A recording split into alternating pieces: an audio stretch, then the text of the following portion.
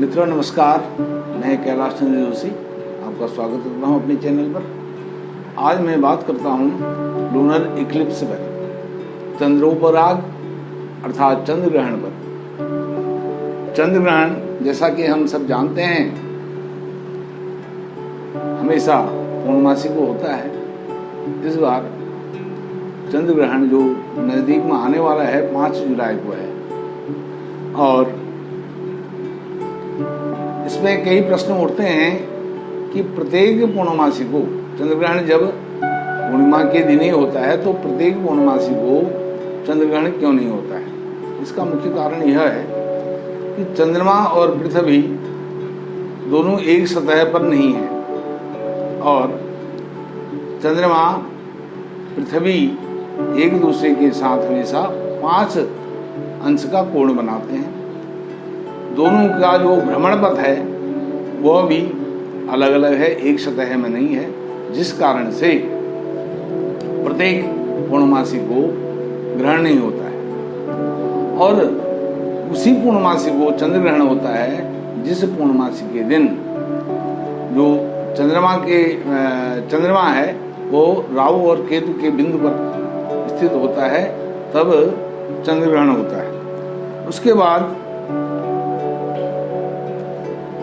चंद्र की जो कक्षा है, पृथ्वी और चंद्रमा का जो कोण बनता है एक दूसरे के साथ वो 5 अंश का बनता है, लेकिन जो चंद्र की कक्षा है पृथ्वी की कक्षा है, चंद्र की कक्षा और पृथ्वी की कक्षा के बीच में 58 डिग्री का कोण बनता है। इतने पर वह पृथ्वी झुकी हुई है 58 अंश के कोण पर। और जो चंद्रमा की पाद रेखा है वह चल है। जो पाद रेखा, जिस रेखा पर चंद्रमा भ्रमण करते हैं, वह जो पाद रेखा है वह चल है अर्थात चलायमान है, क्योंकि पृथ्वी भी चल है, पृथ्वी भी स्थिर नहीं है, वो भी चलती रहती है, भ्रमण करती है। इस कारण से पाद रेखा की जो परिक्रमा का समय है प्रायः 18 वर्ष 11 दिन का होता है। पाद रेखा का जो परिक्रमा का समय है वह 18 वर्ष 11 दिन का है। और इस अवधि के बाद ग्रहणों का जो क्रम है वह फिर उसकी पुनरावृत्ति होती है। जो ग्रहण आज हुए हैं वही ग्रहण 18 वर्ष 11 दिन के बाद फिर से होगा, ऐसी पुनरावृत्ति उनकी होती है। इस प्रकार से जो पृथ्वी की परिक्रमा करते हुए चंद्रमा जिस पूर्णिमा के दिन पृथ्वी की छाया में आ जाता है उस दिन चंद्र ग्रहण होता है। जैसा कि हम जानते हैं चंद्र ग्रहण के दिन पृथ्वी चंद्रमा और सूर्य के बीच में आ जाती है।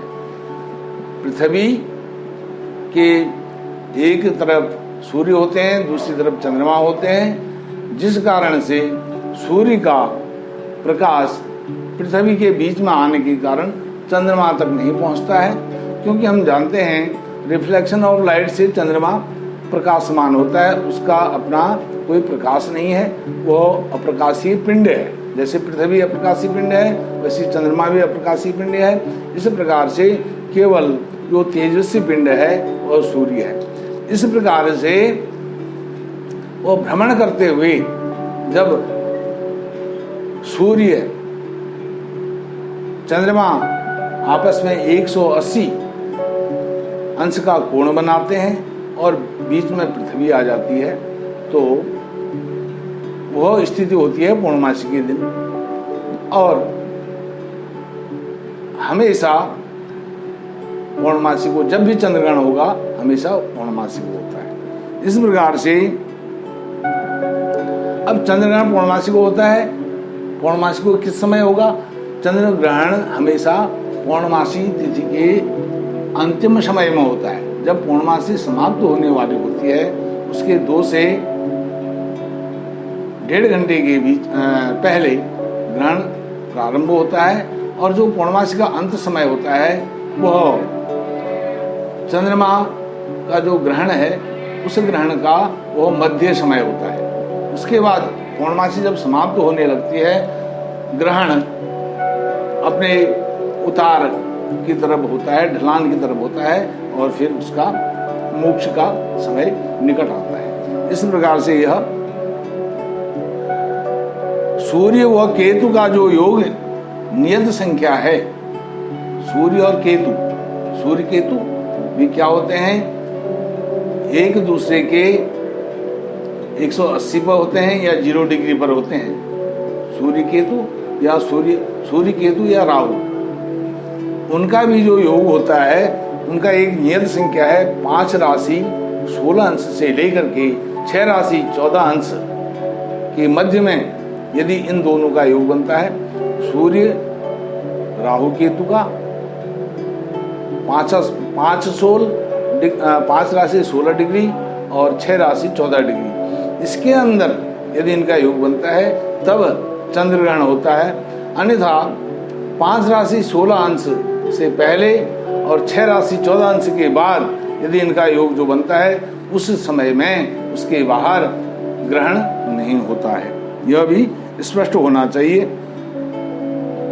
और जैसे मैंने पहले बताया, चंद्रमा राहु और केतु के बिंदु पर जब होता है तब चंद्र ग्रहण, तब पूर्ण चंद्र ग्रहण होता है। जब चंद्रमा राहु और केतु के बिंदु पर होता है तब पूर्ण चंद्र ग्रहण, खग्रास चंद्र ग्रहण होता है। और जब इसके कुछ इतर होता है, बाहर होता है, तब खंडग्रास अपूर्ण चंद्र ग्रहण होता है। और अब जो 5 जुलाई को चंद्र ग्रहण होगा, वह चंद्र ग्रहण की स्थिति क्या है? वो न तो पूर्णग्रास चंद्र ग्रहण है, खग्रास चंद्र ग्रहण नहीं है और खंडग्रास भी नहीं है। तो कैसा है वो चंद्र ग्रहण? एक प्रकार से उपछाया चंद्र ग्रहण उसको कहते हैं। उसमें चंद्रमा कुछ मलिन होता है, जो उसका प्रकाश है कुछ मलिन हो जाता है, उतना तेज वह चमकता नहीं है। अब 5 तारीख को जो पूर्णमासी है, पूर्णमासी का जो समाप्ति काल है वो लगभग क्या ठीक 10:14 है, प्रातः काल 10:14 AM, 10:15 बजे मान लीजिए। इस समय पूर्णमासी का समाप्ति काल है। अब जब यह पूर्णमासी का समाप्ति काल है, पूर्णमासी को जब चंद्र उदय होते हैं, चंद्रोदय होता है, वो सायंकाल में होता है। और यह ग्रहण जो है प्रातः काल में हो रहा है, मध्याह्न से पहले हो रहा है, अर्थात यहाँ पर चंद्रास्त हो चुका है। चंद्रास्त पूर्णमासी के दिन जो चंद्रास्त और चंद्रोदय होता है, जब सूर्योदय होता है जिस समय पूर्णमासी के दिन, उसी समय उसी के आसपास 1 घंटा, आधा घंटा, 1.5 घंटे के आसपास चंद्रास्त हो जाता है। और जब चंद्रोदय होता है पूर्णमासी को, तो उसी के 1-1.5-2 घंटे के अंदर सूर्यास्त हुआ होता है, ये समय होता है। अब चंद्रमा और सूर्य एक दूसरे के 180 डिग्री पर तो हैं, लेकिन चंद्रास्त हो चुका है प्रातः काल में। चंद्रमा हमारे यहाँ पर भारतवर्ष में दिखाई नहीं देंगे, तो इस कारण से चंद्रमा का यहाँ पर दिखाई नहीं देना और उस समय में ग्रहण का होना, इसका कोई धार्मिक महत्व नहीं है। जो सूतक होता है, इसमें कई चीजें उनका परहेज होता है, वो यहाँ पर नहीं होंगी। जो प्रारंभ काल है 5 जुलाई चंद्र ग्रहण का, वह प्रारंभ काल है 8:37 प्रातः काल। और जो मध्य काल है 10 बजे है। जैसे कि मैंने पहले बताया, जो पूर्णमासी का समाप्ति काल होता है वह चंद्र ग्रहण का मध्य काल होता है। मध्य पूर्णमासी का समाप्ति काल है 10:14 और मध्य काल है 10 बजे। उसी के आसपास आधा घंटा, पौना घंटा के अंदर वह समाप्ति काल मध्य होता है, जब पूर्णमासी तिथि का समाप्ति काल होता है। और मोक्ष जो है 11:22 पर है। इस प्रकार से अब यहाँ पर मैं एक तथ्य आपको और बताना चाहता हूँ। यहाँ पर जो सूर्य की डिग्री है मिथुन राशि में, वो 19 डिग्री पर है मिथुन राशि में। और चंद्रमा धनु राशि में 18 डिग्री पर हैं और राहु केतु जो है धनु राशि में 4 डिग्री पर है। अब 18 डिग्री पर चंद्रमा है और उसी में केतु 4 डिग्री पर है। 18 में 4 कम कर देते हैं 14 डिग्री का अंतर आता है। जैसे पहले भी बताया जा चुका है कि चंद्रमा राहु और केतु बिंदु पर होंगे तब चंद्रग्रहण होता है। अब ये राहु केतु बिंदु से काफी दूर है चंद्रमा, 14 डिग्री की दूरी पर है, तो इतने में केवल वह मलिन होंगे। इस तरह से अब कुछ महत्वपूर्ण जानकारी एक मैं आपके साथ और साझा करना चाहता हूं। 18 वर्ष 11 दिनों की अवधि में एक ज्योतिषी गणना है, 18 वर्ष 11 दिनों की अवधि में 41 सूर्य ग्रहण और 29 चंद्र ग्रहण होते हैं। 18 वर्ष 11 दिन की अवधि में 41 सूर्य ग्रहण और 29 चंद्र ग्रहण होते हैं। सूर्य ग्रहण अधिक होते हैं, चंद्र ग्रहण कम होते हैं। एक वर्ष में अधिकतम 5 सूर्य ग्रहण और 2 चंद्र ग्रहण तक होते हैं। एक वर्ष में अधिकतम जो सूर्य ग्रहण है वो 5 होंगे, अधिकतम चंद्र ग्रहण 2 होंगे। 7 ग्रहण एक वर्ष में संभव है, 5 सूर्य के और 2 चंद्रमा के 7 ग्रहण इतने संभाव्य है। इसके बाद प्रत्येक ग्रहण 18 वर्ष 11 दिन बीत जाने पर, जो प्रत्येक ग्रहण अभी हो रहे हैं 18 वर्ष 11 दिन के अंदर, वो 18 वर्ष 11 दिन बीतने के बाद फिर से उनका पुनरावर्तन होता है, पुनरावृत्ति होती है, फिर से वो रिपीट होते हैं। कहाँ पर होंगे, क्या होंगे, उसी स्थान पर वह ग्रहण होंगे यह आवश्यक नहीं है, लेकिन वह उनकी पुनरावृत्ति अवश्य होती है। जिस वर्ष केवल 2 ही ग्रहण होते हैं, मात्र केवल 2 ग्रहण होते हैं, वह 2 ग्रहण केवल सूर्य ग्रहण ही होंगे, चंद्र ग्रहण नहीं होंगे। एक चंद्र ग्रहण एक सूर्य ग्रहण ऐसा नहीं होगा, मात्र 2 ग्रहण हैं तो वह केवल सूर्य ग्रहण होंगे। अब मैं आपको इसके थोड़ा सा जो धार्मिक पहलू है, धार्मिक दृष्टिकोण है, उसकी तरफ भी आपको थोड़ा सा बताऊंगा। इसका धार्मिक महत्व, सूतक जिसको कहते हैं, ग्रहण काल में चाहे सूर्य ग्रहण है, चंद्र ग्रहण है, सूर्य ग्रहण में सूतक 12 घंटे पहले शुरू होता है। 12 घंटे पहले सूतक शुरू हो जाता है। उसमें जलपान, खान पान और निद्रा, धार्मिक कृत्य, यह सब वर्जित रहता है। उसी प्रकार से चंद्र ग्रहण में सूतक 9 घंटे पहले प्रारंभ होता है। इस प्रकार से जब यह उपछाया चंद्र ग्रहण है या उपछाया सूर्य ग्रहण है, उस स्थिति में इसका कोई धार्मिक महत्व नहीं होता है। और जो सूतक काल है अन्य ग्रहणों में, उसमें जो वृद्ध हैं, अस्वस्थ लोग हैं, बाल हैं और छोटे बच्चे हैं, उनके लिए यह काल निषिद्ध नहीं माना गया है। उनका खान पान, दवाइयाँ आदि वह ले सकते हैं। और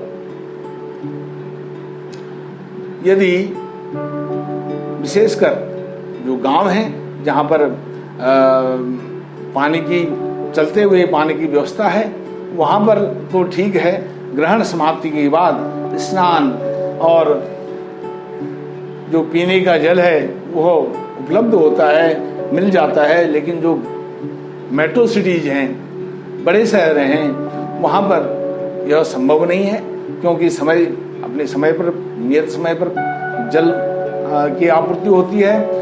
उस समय में हमारे पास जो भी हमने स्टोर करके जल रखा हुआ है, उस जल में तुलसी दल या तुलसी मंजरी उसमें डालते हैं, या कुसा भी डाल सकते हैं।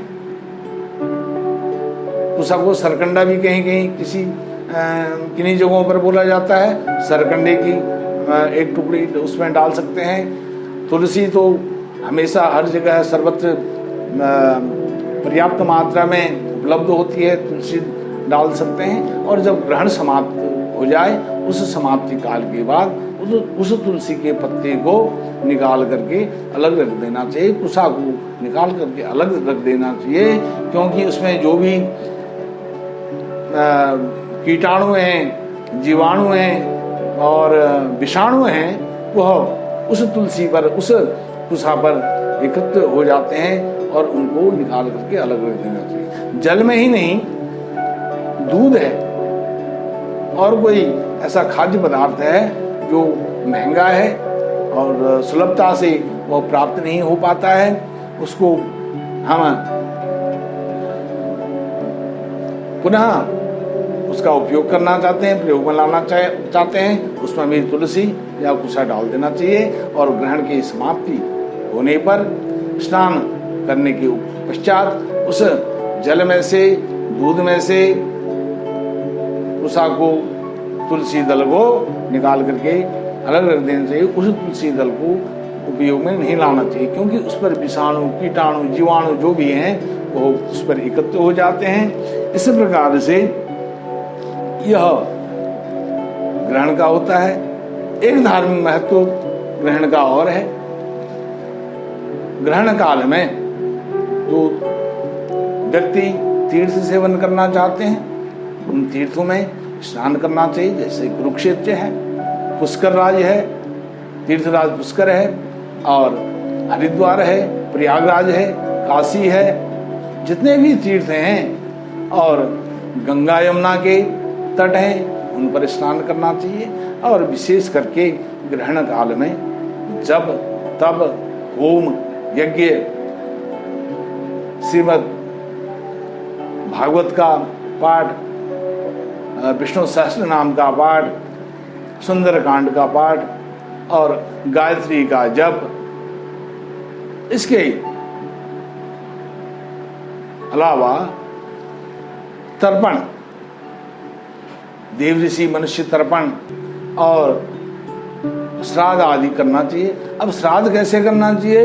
श्राद्ध आमान्न से करना चाहिए। आमान्न कच्चे अन्न से, इसमें पका हुआ भोजन, पकवान जो है वह निषेध है, उसका निषिद्ध है, क्योंकि ग्रहण काल में वह अशुद्ध पाया जाता है। इस प्रकार से मित्रों, आपको यह वीडियो कैसी लगी मेरे कमेंट बॉक्स में जाकर के इसके विषय में अवश्य कमेंट करें और मेरी वीडियो को लाइक करें, मेरे चैनल को सब्सक्राइब करें। आपका बहुत बहुत धन्यवाद।